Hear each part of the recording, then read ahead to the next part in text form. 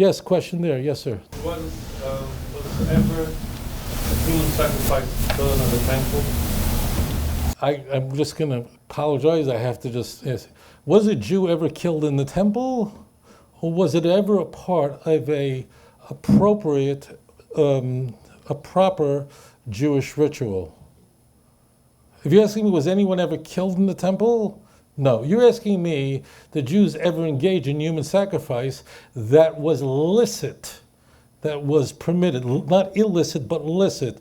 That means that was permitted. And the answer is no, of course not. That was the greatest abomination. In fact, when Ezekiel Hanovi, the great prophet, when the Almighty, blessed be His name, brought him miraculously, if it was however it was, but the Almighty, part of the book of Ezekiel is essentially three parts.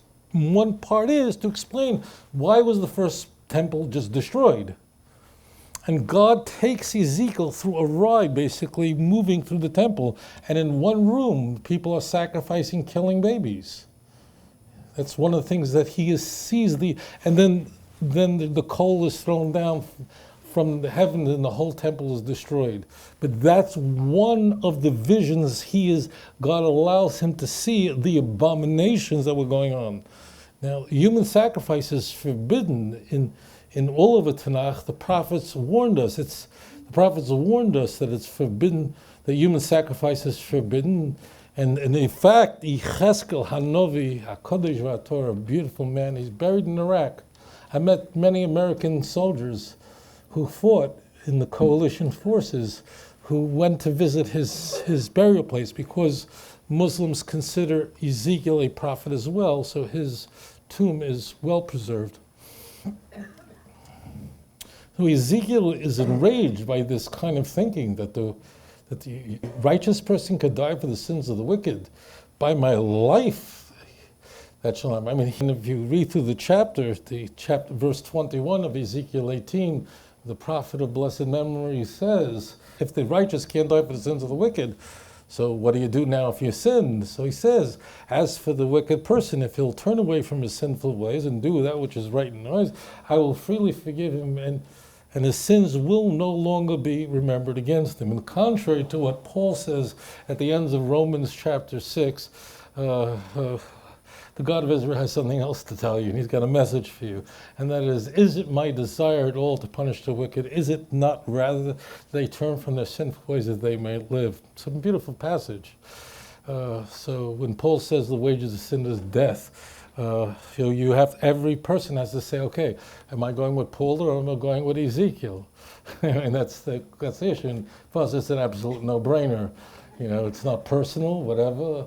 But if I have to choose between Paul and Isaiah, when I have to choose between whoever wrote the book of James and Moses, I'm going with Moses every time. It's just a no-brainer. So human sacrifice is forbidden, and the typical human sacrifices that we used was Christianity is obviously the mother lode of human sacrifice. But if you go, like I'm a diver. Cozumel is among the best diving you have in this part of the world. If you'd love to dive, it's a lot. Come to Indonesia or the Philippines, it's far superior. But there, people go to Cozumel. Let's go look at the altars of the Aztecs and Mayans. I don't know which one they are. They're just killing babies there, killing little girls there. Why? Why do they always kill virgins, kill virgins and babies? Why? Why don't they kill bank robbers and rapists? You ever think about that? Why? Because they represent purity. So the idea, the Arabs did this prior to the advent of Islam. They would take little baby girls and they would bury them alive. It was common practice during the Jahiliyyah to when you built a house and you wanted to make sure the house would stand for a long time and it would be a successful building, you put a baby in the post where the central post would stand. The baby was put inside first. And this is all forbidden. This is the prophets of Israel all warned the children of Israel. This is an absolute forbidden practice in any kind of notion of vicarious atonement. If one subscribes to Vicarious Atonement, incidentally, that means you're saying that God has no mercy. Do you understand why? I'm going to say that again. Any religion that believes in vicarious atonement, that means it's the death of an innocent person atones for the sins, that means that death pays the price for your sin, means that you cannot believe that God is merciful. Maybe I should explain that because I'm getting a look here, and I'll explain it to you. Now, one warning. Do not believe for 1 second that there is a Christian in this country that believes that God isn't merciful. Every Christian will tell you that God is merciful. Not 99, but 100%. And they mean it, and they believe it. And someone tells you otherwise, they don't know what they're talking about. But listen very carefully. If you subscribe to vicarious atonement, that someone could pay the price for your sin, then God can't be merciful. Then you can say God's merciful, but the words are meaningless. And the word just means anything and everything. And when a word means everything, it means nothing. Imagine if you did something wrong, whatever it is, and you're standing for a judge, and you committed a crime. And it's not a speeding ticket. Committed a crime. Well, it's not a good thing, especially if you get caught.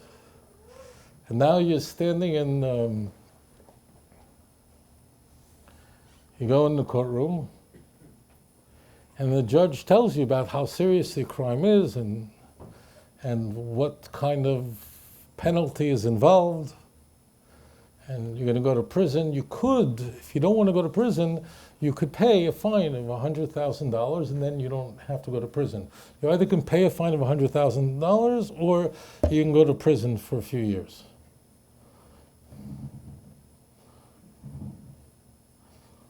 So you're standing there and go, and you know what you're thinking.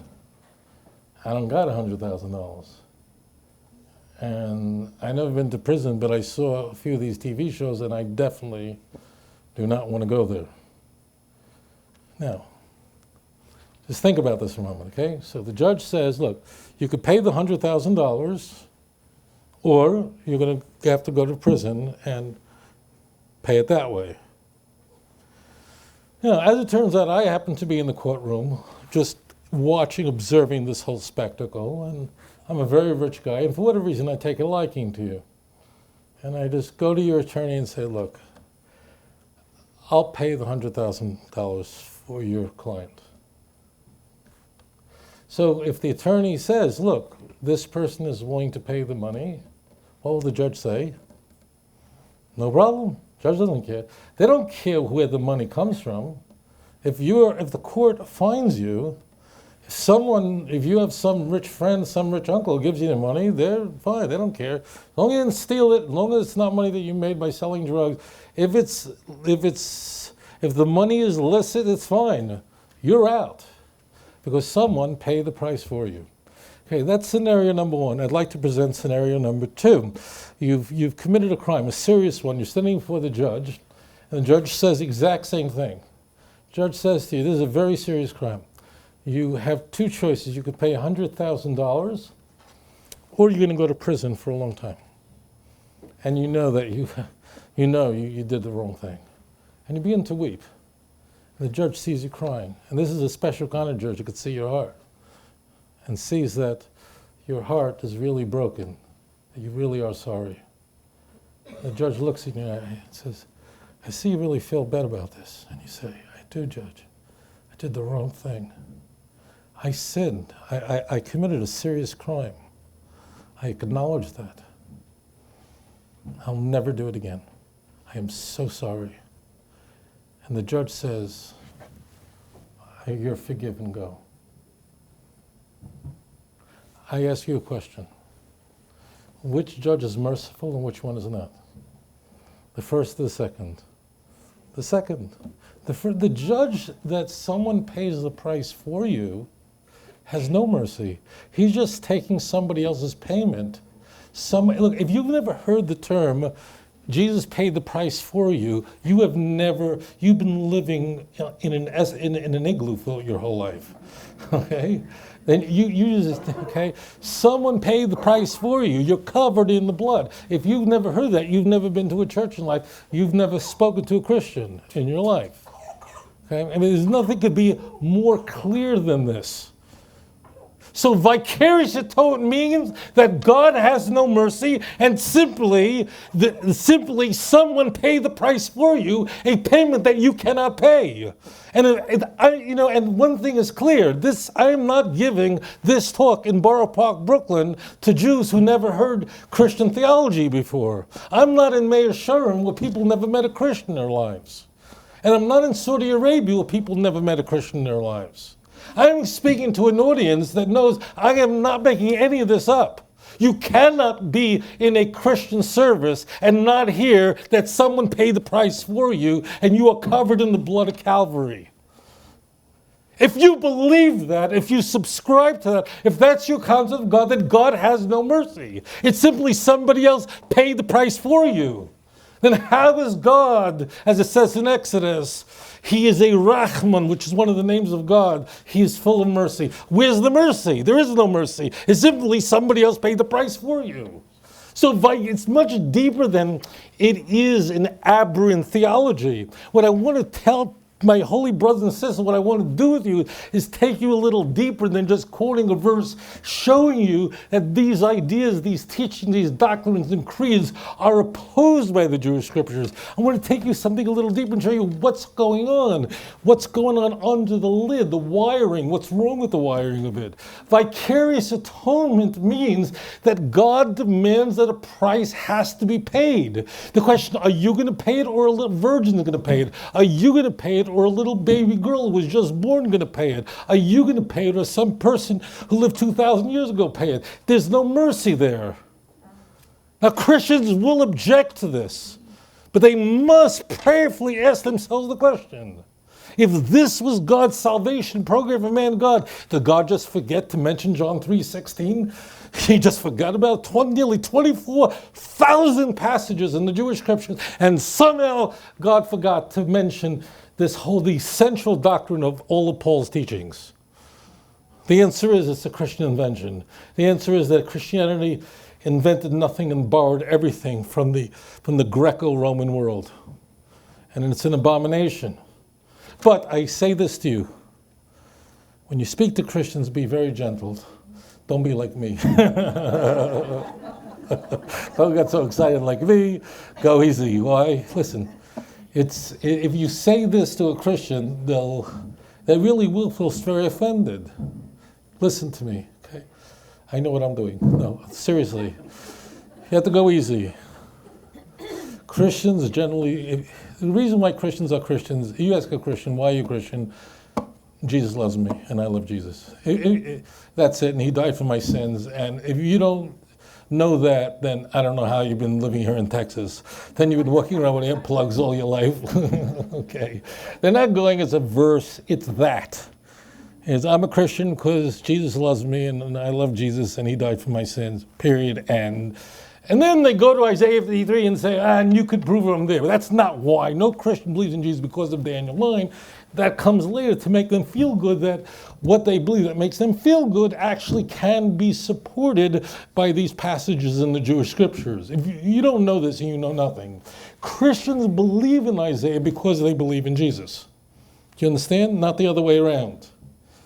And that's why when Christians leave the church, unless they're here in Netiv, unless they're in a Jewish environment, they become atheists.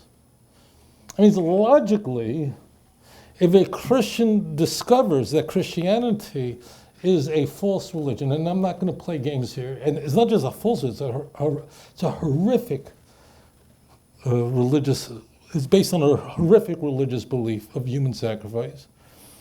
So if they discover that Christianity is not a true religion, why don't they just go to the default baseline? Because logically, if Jesus isn't the Messiah, that means the Jews were always right. Nothing changed in Calvary. In Calvary, nothing happened there. So why aren't they just all becoming religious Jews or Noachites? But they don't. Because that was never the reason. It was never Isaiah and Jeremiah. It was always really a self-serving religion. Now again, these people are very sincere, good people. I mean, the people I've met, maybe there are nut jobs there and I have, but most are very good people. But really it's a religion that addresses the two greatest fears that people have, and that is dying, and people are lonely and they want an invisible friend to talk to. That's why Christians are Christians. All the other stuff comes later. If you don't know this, you've never been to a church in your life. אדון עולם אשר מלך בטרם כל יציר